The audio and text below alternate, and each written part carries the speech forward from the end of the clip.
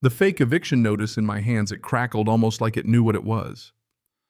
Let me just say, when you find yourself standing barefoot at 6 in the morning, coffee cooling in your hand, reading court documents that still smell like cheap toner, and even cheaper power trips, you realize, damn, someone just walked right into a trap so obvious, only a fool wouldn't notice.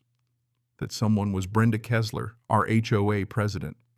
And let me tell you, Brenda had no idea the kind of trouble she was courting. Honestly, if you've never had a psychotic HOA president try to evict you with paperwork she printed in her pajamas, count yourself lucky. You want to know what set me off? The misspelled legalese, the fake signatures. Hell, she even made up case numbers. Amateur hour at its best. But this wasn't just about some paperwork. For months, Brenda had been hunting down my family, Hispanic family, just trying to live our lives. Every week a new bogus violation, another invented fine, like she had a bingo card for how to make people move. And it all built up to this actual document fraud. Just last week she screamed across the lawn, "People like you don't belong here. I'll do whatever it takes to remove you." And you know what made my blood sing? She had absolutely no clue who she was really messing with. See, my neighbors, they think my wife Sarah has some boring desk job for the government. That's the running joke. Little do they know she's about to become Brenda's absolute worst nightmare. But let me not get ahead of myself. This story deserves to be savored. My name's Henry Rivera. 3 years ago, Sarah and we thought we'd finally found Paradise Sunset Ridge, a little neighborhood just outside Phoenix. After 20 years as a master electrician, a herniated disc forced me into what I call early semi-retirement, which is a nice way of saying my back gave up, but my dreams didn't. We put everything into a modest ranch home, thinking I'd start a solar installation business on the side, keep the lifting light. Place was perfect, 147 homes, mostly retirees who'd actually wave at you. Kids played street hockey till sunset. The air smelled like mesquite, barbecue pool, chlorine, and freedom. HOA fees. Reasonable $180 a month. And back then the board actually cared about, maintaining stuff, not power games. Sarah loved the anonymity. What people didn't know is that her boring government job meant she was presiding over federal cases at the U.S. District Court for Arizona. She'd just smile and say she worked at the courthouse downtown. Judges need privacy. After a day sorting through million-dollar fraud cases and constitutional drama, all she wanted was to be Sarah the neighbor, not Judge Rivera. Life was quiet, almost boring in the best way, until Brenda Kessler rolled in her Lexus gleaming like a weapon. 52, recently divorced from a tech exec and straight out of California, where I guess HOAs operate like tiny dictatorships. Always in perfect makeup, probably cost more than my groceries for the month. I swear people with too much time and too little purpose, they always find something to control. Within weeks, she talked the old board into electing her president, promising enhanced community standards. Enhanced sounded like we were about to be occupied, not managed. First meeting, 4 hours. I'm not kidding. The secretary's hand cramped up, taking notes, while Brenda dissected every bylaw like a surgeon with a grudge. You'd hear her heels on gravel late at night, clipboard in hand, hunting for violations like a predator. But here's the real kicker. She immediately targeted 3 families. The Lucy's Chinese American lived here 8 years without a single complaint. The Patel's Indian family loved a big gathering, and God forbid they had more than 6 cars at Thanksgiving. And us, the Riveras, our crime owning a work truck.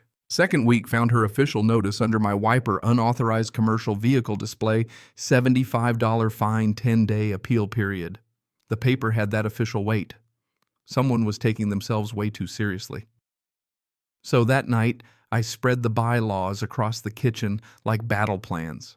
Read every line, every microscopic comma. Not one word about trucks in your own driveway. Called Brenda thinking maybe it was just a mix-up. "Mr. Rivera," she says, syrupy sweet, "the board interprets community standards as needed." Then comes the slap. "If you have concerns, you're welcome to attend our monthly meetings." She didn't say our neighborhood. She made it clear her neighborhood. That's when it hit me. This wasn't about trucks or bylaws. This was about power. About putting certain people in their place.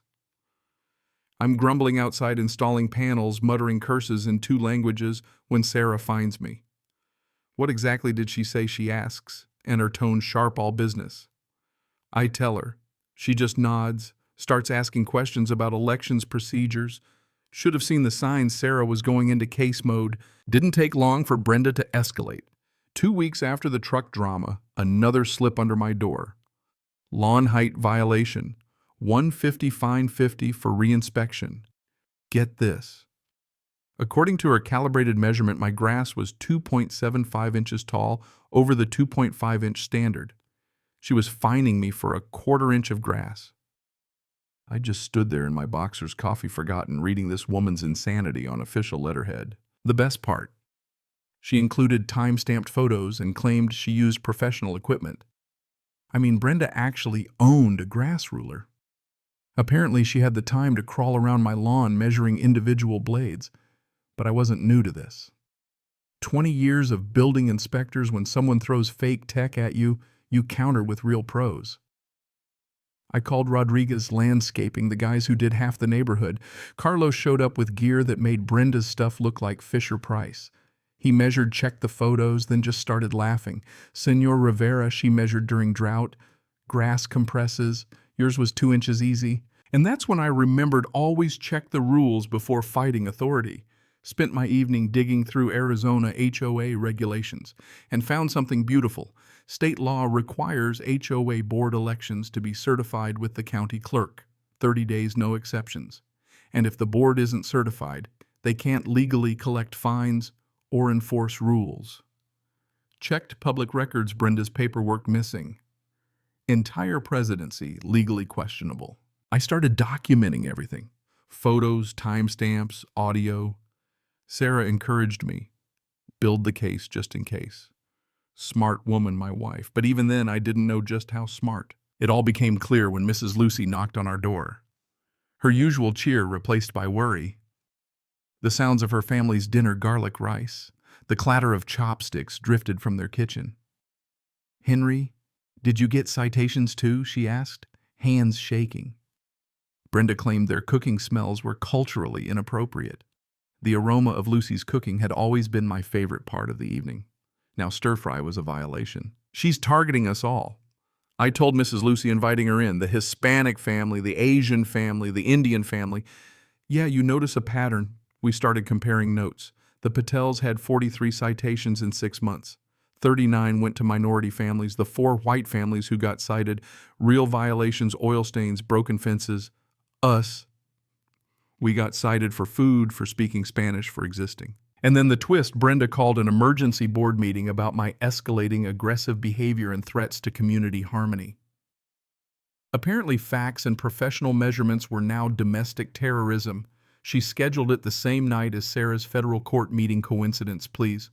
That emergency board meeting was a circus. Brenda set up the clubhouse like her personal courtroom folding table as a bench name placards for her supporters. Didn't bother inviting us, but Mrs. Lucy heard about it, rallied the troops. "Ladies and gentlemen," Brenda began with all the authority of a kid playing judge. "We're here to address Mr. Rivera's hostile behavior." She waved my professional lawn report around like it was a murder weapon. I'd learned stay calm, stick to facts, let them hang themselves. I brought documentation for everyone, I said, handing out real bylaws and Carlos's report. "Show me where commercial vehicles are prohibited." Brenda's smile barely hid her rage. "The board interprets based on the spirit of our covenant, not just literal wording." The spirit, I almost laughed. "So you enforce rules that don't exist." Based on feelings. That's when Harold Lucy, the treasurer, found his courage. "Brenda, I've read these bylaws 4 times. Nothing about trucks, lawns, or cooking." You could feel the shift, the rustle of papers, the collective realization that they'd been lied to. But Brenda didn't back down. She pulled out a folder like she was presenting evidence. "Mr. Rivera has been conducting illegal surveillance and encouraging complaints to undermine legitimate governance." Surveillance. I couldn't help it. I laughed. "You mean the security cameras on my own property and the complaints? That's just facts." Mrs. Lucy spoke up. She'd verified with the county board elections, must be certified. Silence thick as syrup. Brenda stammered, "That's just a technicality." "Mr. Patel," ever the accountant replied, "technicalities matter. Uncertified boards can't collect fines." That's when I realized cornered narcissists don't retreat, they escalate. Brenda threatened fine. "I'll take this to federal court if necessary." The phrase "you people" dropped like a slur. Even her friends looked embarrassed. But here's the twist that made my heart race. Brenda threatening federal court. She was stumbling right into Sarah's world. My wife listened calm as I described Brenda's threat. She actually said federal court, Sarah's voice cold, calculating. That's significant. Brenda was edging from HOA drama to federal crimes. If she kept escalating, she'd be walking into a courtroom run by the last person on earth who'd let this slide. 3 days later, certified mail, Brenda's ultimatum: comply or face federal legal consequences, including eviction. Threats to every non-compliant resident. That's when the real resistance began. Calls poured in. Lucy's Patel's Gonzalez family, even white neighbors now worried they'd be next. Can she evict us for cooking ethnic food, they asked. Of course not. But fear. Fear is powerful. That's how Brenda ruled until that day. We held a homeowners meeting in my backyard. The smell of Sarah's grilled corn in the air, 18 families, all backgrounds. Maria Gonzalez, voice trembling. She fined us for decorations at my daughter's quinceañera. Mrs. Patel got dinged for aromatic violations during Diwali. Mr. Kim got warnings about his grandson speaking Korean. Meanwhile, Brenda's white friends partied till 2 a.m., blocked sidewalks, and never got so much as a warning. I handed out actual bylaws and civil rights summaries. The room gasps, muttered curses, the sound of people realizing they'd been scammed. Mr. Patel's bombshell: he'd traced nearly $5,000 in illegal fines money Brenda had diverted to a maintenance account she alone controlled. Not just harassment, embezzlement, federal crimes. Janet Peterson, a former Brenda supporter, stumbled in pale. Brenda called me about final solutions for problematic residents, asked if the community would support legal action to remove families. The words "final solutions" chilled everyone. Janet showed us a text identified optimal federal court strategy. Judge Rivera supports property values over disruptive elements. Filing eviction papers. Monday. My blood ran cold. Brenda was targeting my wife's court, forging Sarah's name, believing Judge Rivera would help her. That night, Sarah went full judge. "She's planning to use my court," she said, voice trembling with anger. "And she thinks I'll help."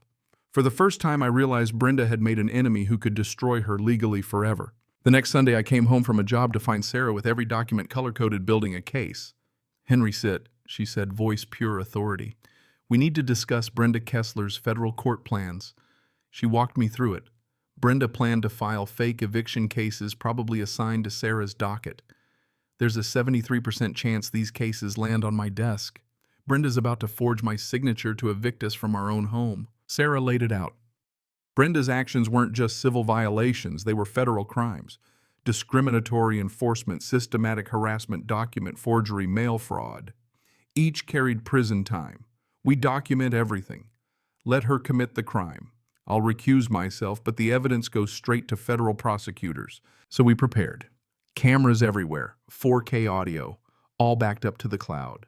Every family coordinated, every interaction recorded, every bogus citation documented. Redundant safety like the best electrical systems. Mrs. Lucy worried about being fined for recording. "Let her try," I said. "Recording isn't a violation, it's protection." We built a shared drive for evidence, Mr. Patel managing spreadsheets tracking every violation. Brenda didn't even notice, she was too busy researching how to format federal filings. She asked Janet for help making her fakes look professional. Shakespeare couldn't write a more perfect climax. Then finally, at exactly 6:17 a.m., Brenda slid the envelope under our door, caught in 4K sound and all. Inside, a forged eviction notice complete with Sarah's signature, and a case number that was, get this, Brenda's birthday. She claimed Judge Rivera had ordered us evicted for federal housing violations, even listed my wife as the one authorizing it. I called the courthouse, playing the terrified homeowner. "Sir, we show no case filed under that number," the clerk replied. "Judge Rivera hasn't issued any such order. If someone's forging court documents, that's a serious federal crime." Oh, it was serious, all right. The dominoes fell fast. Mrs. Lucy Patel's Gonzalez, 12 families got the same fake court order. Brenda was mass-producing federal fraud, every copy another nail in her own coffin. That afternoon, Brenda called an emergency meeting announcing her federal court victory. The local news sent a junior reporter.